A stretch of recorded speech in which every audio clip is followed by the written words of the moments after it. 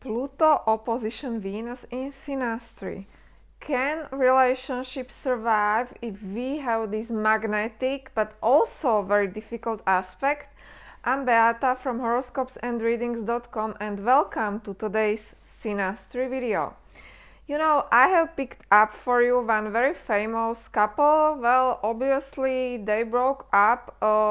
It was announced in June 2019 that Matthew Hussey and Camila Cabello are apart. Now what has happened, right?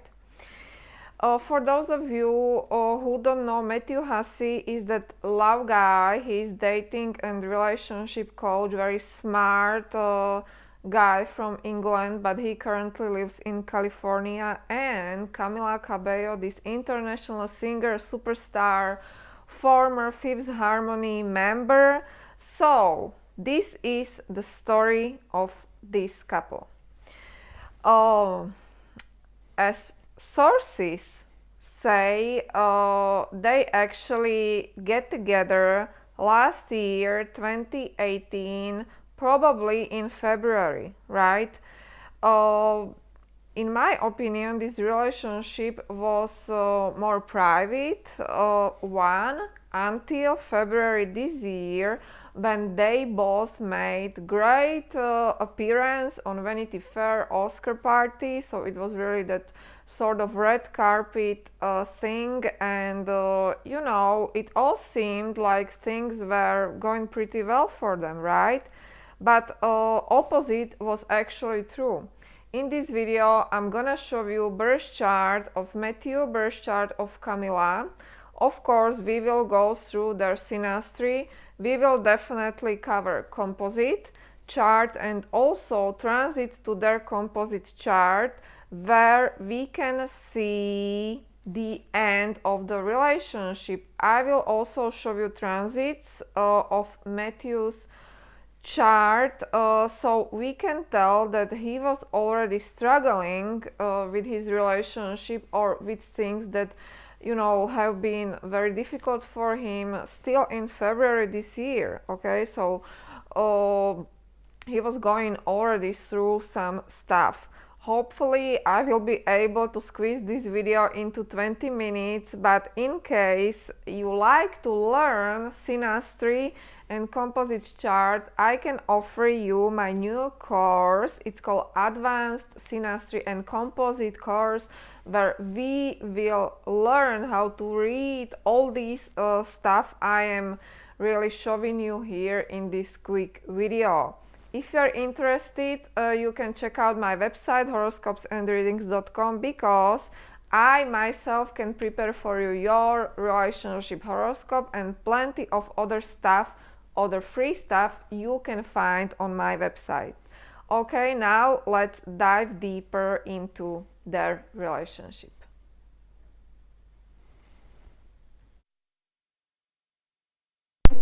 So this is Matthew Hussey's birth chart. I was not able to find his birth time. It is not available anywhere on the internet. So somehow I came to conclusion that he is Leo rising. Obviously he may not be, but his presence very much reminds me of Leo, okay? Because it is really strong, but on the other hand he is very lovable, because he has that opposition between Neptune and Sun. And if he was a Leo rising, he would have Venus in the 10th house, which also makes people very pretty, okay? But it is really only my guessing. So this is his birth chart. Now, I will not read his birth chart or, you know, their synastry very much, but we still have to start with some sort of basics to come to any conclusion here. What is very interesting about his birth chart, at least for me, is that he has opposition between Saturn and Venus, right? So I'm always struck by how many really relationship coaches or people who really get into this sort of relationship, business, or coaching area when it comes to dating and really relationships. They have this difficult Saturn and Venus aspect. You know, it is really no accident here, right? Because these people typically suffered so much in their own life that they really are very much genuinely interested in relationships and in its dynamic and how it works, or what we can eventually do to make it work. Okay, so this is Matthew Hussey, but I don't want to go deep into that because we don't know his exact birth time. Now with Camila Cabello it's very different because we know her exact birth time. She was born in Cuba and she is Taurus rising. So you know that sexual energy of hers, which is very much present everywhere, it is really her moon in the 8th house, and she also has Pluto in the 7th, and there is that very very wide conjunction between Pluto and Moon, but my program doesn't show it, but she has Pluto and Moon in the same sign, so it is very interesting. And yeah, you know, if he had Leo rising, then he would have Aquarius on the cusp of the 7th house, and she has Uranus very near to MC, obviously here. So it is very important planet of her. So this is energy he would definitely go after when it comes to her. Okay, now when it comes to their synastry, actually I have to tell you that that when they have started their relationship, I of course had to check their synastry and you know, the relationship potential. And you know, I have to tell you that I was surprised that it can actually work very well in their case, that there are some things that are really beautiful when you see it in synastry. Okay, but I will speak about that later. Now, the aspect I was the most curious about was this opposition between Venus and Pluto in their synastry. You know, every time I see this, we all know that it can it can be troublesome, right? And as we can see, it is really Matthew's Venus, as he is down here, that is struck by her Pluto. Her Pluto is very powerful in her chart, and I was really curious how this Lao guy is able to cope with this difficult aspect. Okay, sometimes we don't perceive this aspect to be that difficult, but it is only under the circumstances when person has this aspect or similar aspect in his own birth chart. Now we all know that he doesn't have it because he has Saturn to Venus. That's why he probably felt very secure in this relationship, because they were able to create a sextile. So it was sort of gift for him, right? Because somehow he was able to work out that difficult Saturn and Venus aspect, probably through his work or through obviously other relationships. And now this was his gift, that it was really her Saturn would make or made a sextile to his Venus. Okay, but I was very curious how he will be able to really deal with this opposition, because it is energy to which he is not used to in his own life, in his own birth chart. Now, what this energy creates is that Venus person is very, very hooked on Pluto person in tremendous ways, you know. A Venus person typically feels that there is like fate, or they are destined to be together, and there's a lot of obsession over Pluto person, and they of course believe that they have found their ideal match. This is really, really powerful. There's a lot of chemistry, of course, going on, a lot of sexual chemistry, but on the other hand, there's a lot of, irrational acting, thinking, and, pretty much when you obsess over somebody, you have this aspect. That's why this aspect is commonly found in affairs, right? Or in relationships that are not able to really make it through some difficult things, or to be long term, because it's just hard, and it's just difficult really to get along if you have this one. Recently I heard, or I was watching one interview with him, and he admitted that he's been through a lot, through a lot of anxiety and pain during a couple of last months, and I believe this is the reason. If you have this one, it is really not about roses and fine dining, right? He really had opportunity to work out some his own difficult stuff, and really to admit that he also is just a human and can overly invest in someone and can be very much attached to someone.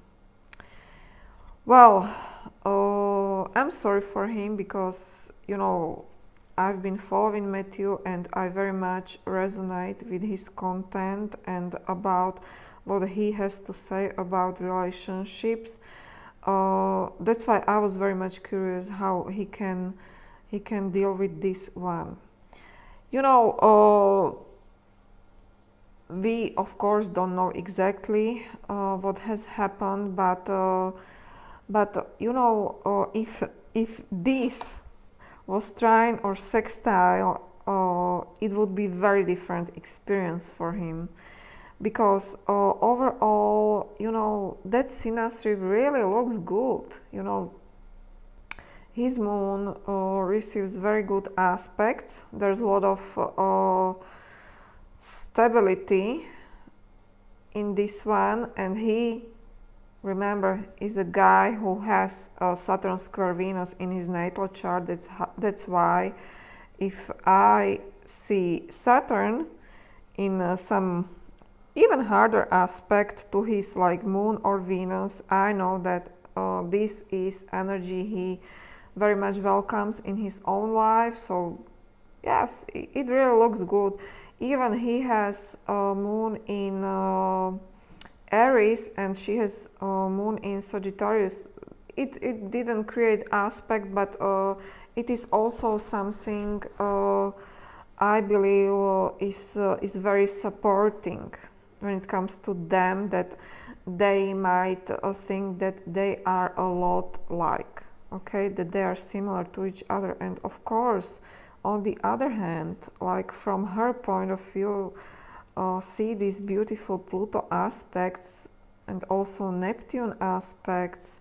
Also there was there was that white conjunction between Saturn and Moon, and yeah, a lot of good stuff actually was going on in their birth chart, and another in their Synastry chart. And another very interesting thing, look at this one. There was her North Node conjuncting his South Node and vice versa, and it is actually a very fated connection. And if they were able to really make it through, they were able to be a help, tremendous help in their own personal growth.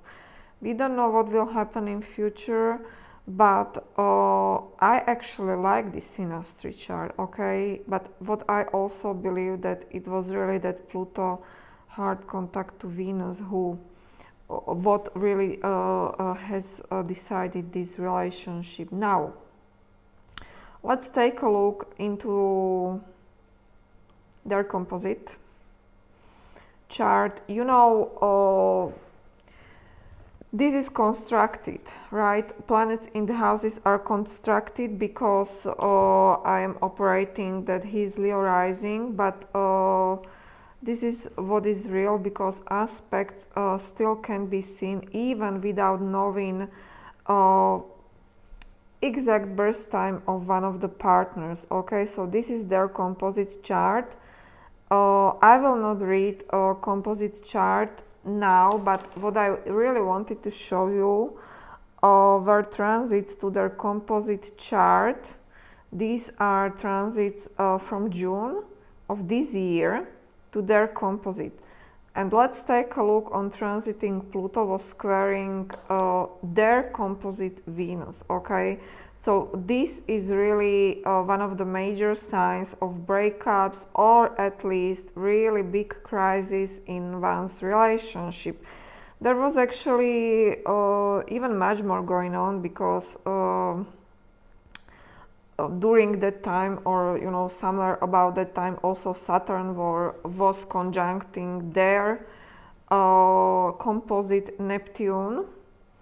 So there was actually a lot more going on, but this is definitely one way how we can predict the end of the relationship. Transits to composite chart, okay? And you know, Venus is planet of relationship, love, so really when I see this one, you know, not many couples are able to really make it through this difficult stuff, okay? Now let's take a quick look on Matthew's transits during that time.